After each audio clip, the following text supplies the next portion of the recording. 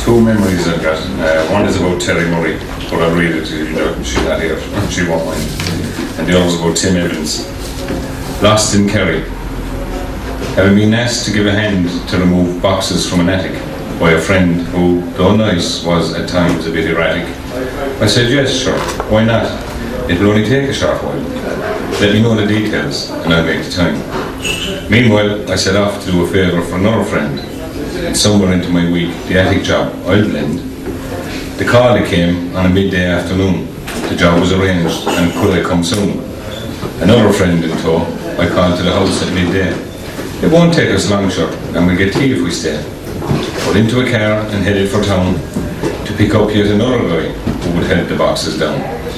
Pulled up by a cop who in the windscreen saw no tax, no insurance, no NCT, our man broke the law.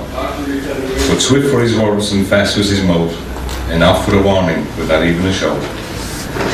Out on the road and heading fast for old Kerry, so I hadn't a clue, and my mate wasn't too merry.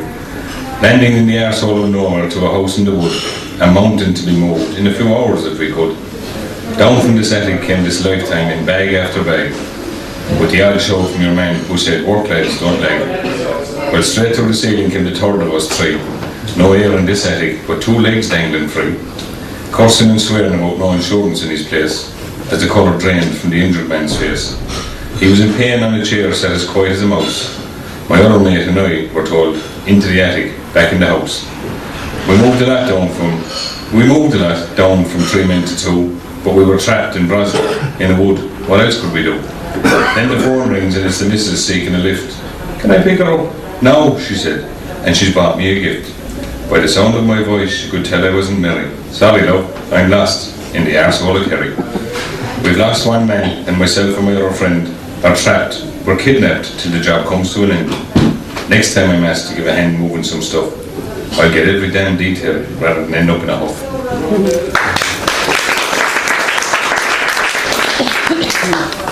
Coming back from Temple Glanton the other day with Terry Murray, she was telling us about some friend of hers who had decided to have a picnic.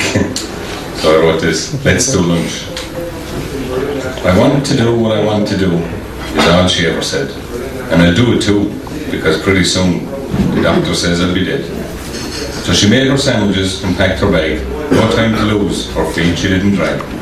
And into the car her destination was planned, to a place where she knew never was manned. She hoped for sunshine to brighten her day, and that no one would tell her to just go away. And thought of candles, but no, this was sad. Perhaps she would make do with what she had. They might think she is mad, but who the hell cares? And also, she might just get more than a few stairs. But her plan was made, and she set sight on her goal. Nothing in this life over which she could control. So with all in the ready, she set off to her place. A wily smile was creeping up on her face. But who could stop her from this wonderful plan? No one else would do it, and away with it she ran. 2 chairs in case someone decided they'd join her on her picnic along with a few bottles of wine. It's a shame, she thought, I didn't do this before. More so because I'll not be able to do it anymore. So onto a roundabout in the middle of the city, she set up her tables and chairs and food looking pretty. And with buses and cars whizzing round and round, all waving and cheering at this sight they had found. Here she was in her last days of breath in this world, having a picnic on a roundabout. Herself she had hurled. Not a care left nor worry had she now, as she sipped her wine and wiped sweat from her brow.